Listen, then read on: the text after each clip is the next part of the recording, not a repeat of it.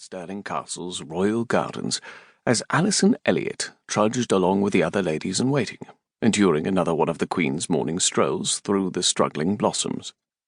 It was mid-March, and spring had arrived for their neighbours to the south, but Mother Nature seemed to have forgotten that Stirling wasn't truly in the Highlands. Sitting on the border between the Highlands and Lowlands, the weather in Stirling was fickle, playing both sides of the fence. Allyson puffed out a cloud of condensation as the ice crackled beneath her booted feet. She didn't mind the distance of the morning constitutional, but having been raised in the Lowlands, Allyson was still unaccustomed to the frigid temperatures of the north. "I still can't believe he married her." Allyson caught the waspish voice of Carston Grant as her attention returned to the young women around her.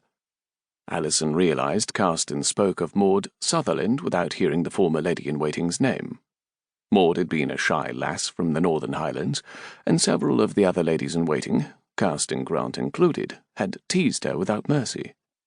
It had come as a shock when Kieran MacLeod arrived at court and immediately took an interest in Maud, who the other ladies considered overweight and plain. He'd been one of the most eligible lairds, and more than one nose was out of joint when he chose a woman so many believed was beneath him. Allyson struggled to smother her giggle as she considered just how Maud was beneath Kieran these days. Allyson arrived at court 4 years ago as an impressionable girl, overwhelmed by the attention her fair-hair and robin-egg blue eyes garnered. She soon realised she enjoyed the attention, after being the youngest of her parents' 6 children. A few batted eyelashes and a coy smile earned her the appreciation of the young courtiers who flocked to court, hoping to gain attention and favour from King Robert the Bruce. While Allyson wasn't as daring as some of her peers, she had stolen a few kisses from these men, hoping to find one who would make her his wife and take her away from both the royal court and her family. Her attempts hadn't garnered a husband, but they had resulted in a reputation as a flirt. Allyson, are you listening to me?"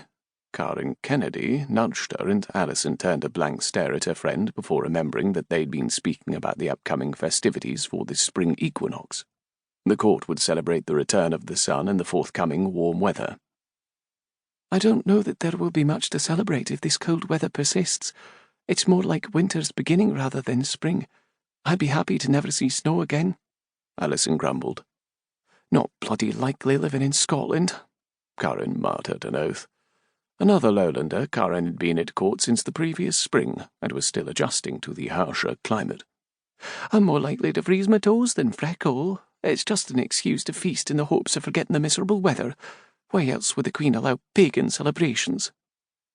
"She allows them because she knows no matter how Catholic we Scots are, we will always cling to tradition. It's not like we run about caterwauling to the old gods. We light some bonfires and drink too much whiskey and ale. I don't mind encouraging spring to arrive, and I don't mind how warm a belly of whiskey will make me feel, especially since I agree that my toes are about to chip off."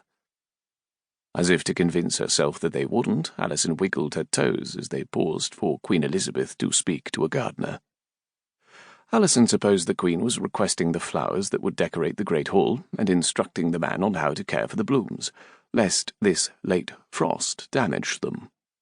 "I'm looking forward to the feast, since we'll have the tedium of Lent within a week." "I wouldn't let the Queen hear you say Lent is tedious. I swear it's our favourite time of year. More hours to spend in prayer." Karen pretended to rub her knees with a surreptitious look around. "I dread the time spent on my knees." "Aye, but some ladies are already well versed in that," Allyson snickered. "Shh, you'll have us be among those, and not with any pleasure. I've no desire to be trapped on the prie-dieu in the Queen's solar in front of the others." Karen failed to hide her smirk despite her censoring words. "Very well, but you're just as aware as I am that I speak the truth," Allyson murmured, allowing the subject of the other ladies-in-waiting's less-than-ladylike behaviour to drop. Neither Allyson nor Karen should have been privy to such knowledge, but living among courtiers for more than a day gave the young women an education they never would have received at home. Allyson had mourned her loss of innocent ignorance when she first arrived, but she soon learned that women wielded power by choosing with whom they shared their favours.